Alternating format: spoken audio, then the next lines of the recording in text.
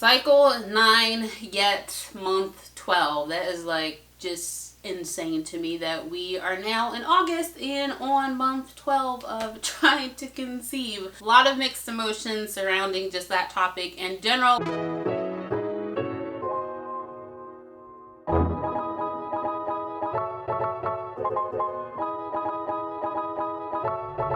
Hey loves, and welcome back to my channel. Thanks for joining me again. If you are new here, then my name is Mariah and I am currently on a journey to conceive rainbow baby number 1.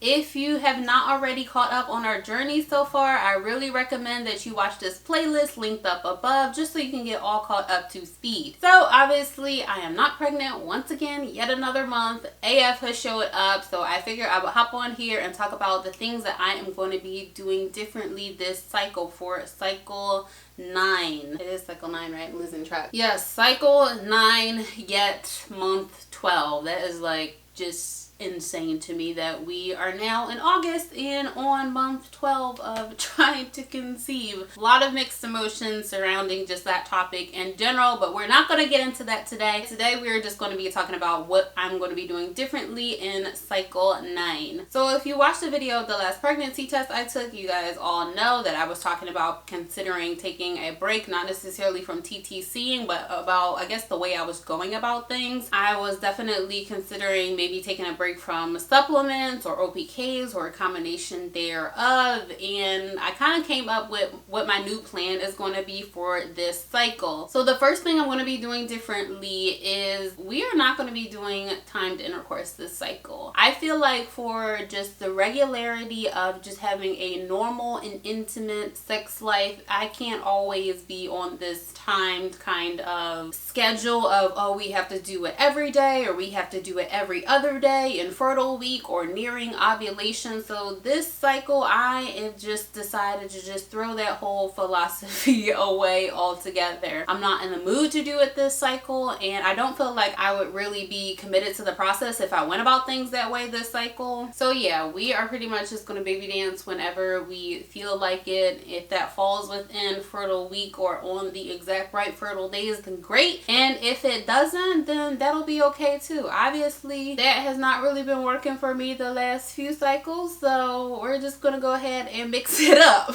That brings me to the second thing I'm going to be doing, which is not OPKing this cycle. There's no point in OPKing this cycle really if I'm not going to be following a timed intercourse kind of plan. So since I'm going to be baby dancing whenever we feel like it, I'm not going to worry about even OPKing. I think that'll make things even easier to just go with the flow this cycle, because part of me feels like if I go ahead and do the OPKs this cycle and I see that I'm having a peak or anything like that, of course in the back of my mind I'm going to be like, ooh, we should baby dance tonight right away, and I just don't want to do that this cycle. I don't want to be focused on that this cycle, so totally avoiding the OPKs. We have been just extremely busy with our schedule lately anyway, so if anything it'd be more convenient for me to not OPK this cycle at all. The third thing I'm going to be doing is doing the pineapple core method, and I know you guys are probably like, well, how are you going to do the pineapple core method if you're not OPKing? I have been not only tracking my cycle for the last year, but over the last couple of months my ovulation has stayed pretty consistent, anywhere between pretty much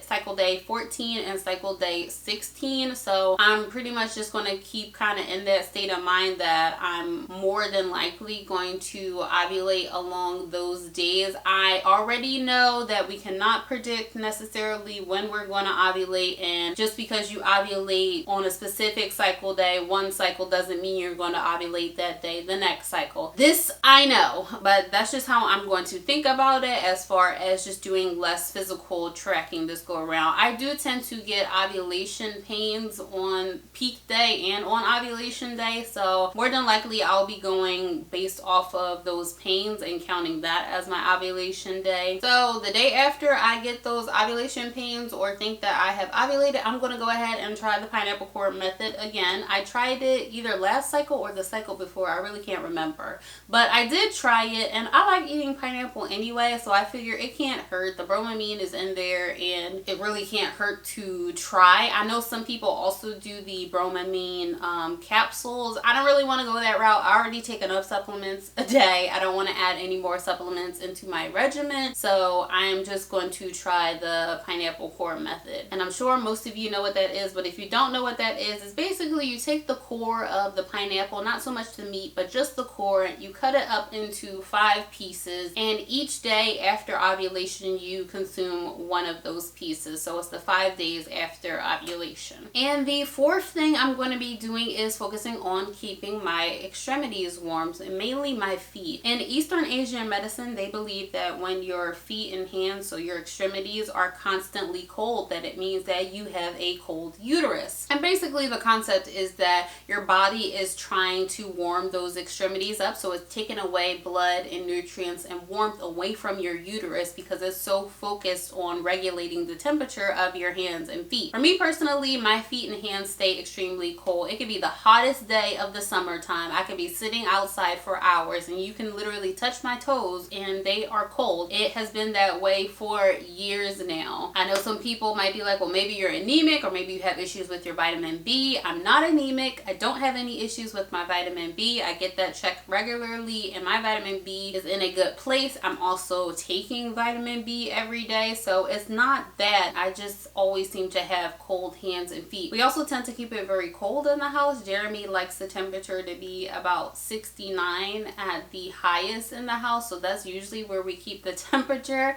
around. And we have hardwood floors downstairs, so I'm definitely going to make sure that I am constantly wearing socks as well as wearing my Ugg boots because they do wonders in keeping my feet warm. I am also going to go back to sleeping with a heating pad at the foot of my bed. I did do this the cycles that we did conceive, so I do think there is something to these East Asian medicine beliefs about the cold uterus. And the fifth and final thing that I'm going to be doing differently this cycle is going back to meditating. I was meditating daily in the first, I would say the first 5 months of us trying to conceive. I was doing daily meditations. Most of the time it was twice a day. I would do it once in the morning when I first woke up just to start my day on a relaxed kind of path, and then in the evening times to help me kind of wind down and get restful nights of sleep. Over the last couple of months I have not been meditating, so I definitely want to get back into it. I think it has a lot of benefits. It definitely calms me. It eases any anxieties or anxious feelings that I tend to get throughout different periods of my cycle. And overall, I just think it's a good way to help me remain calm and just help my inner sense of peace. I also believe that it's a good habit to get into for reducing stress, which we all know that stress is no good when you're trying to conceive. So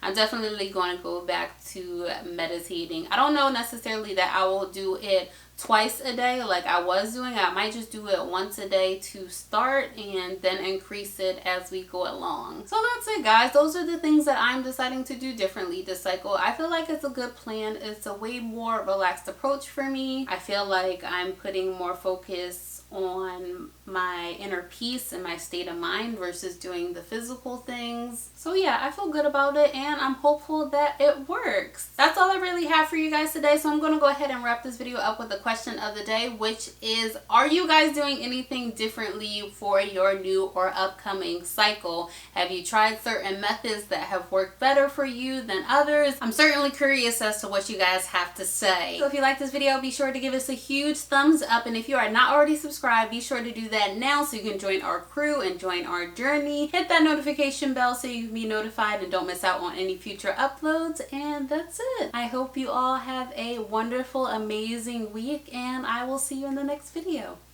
Bye.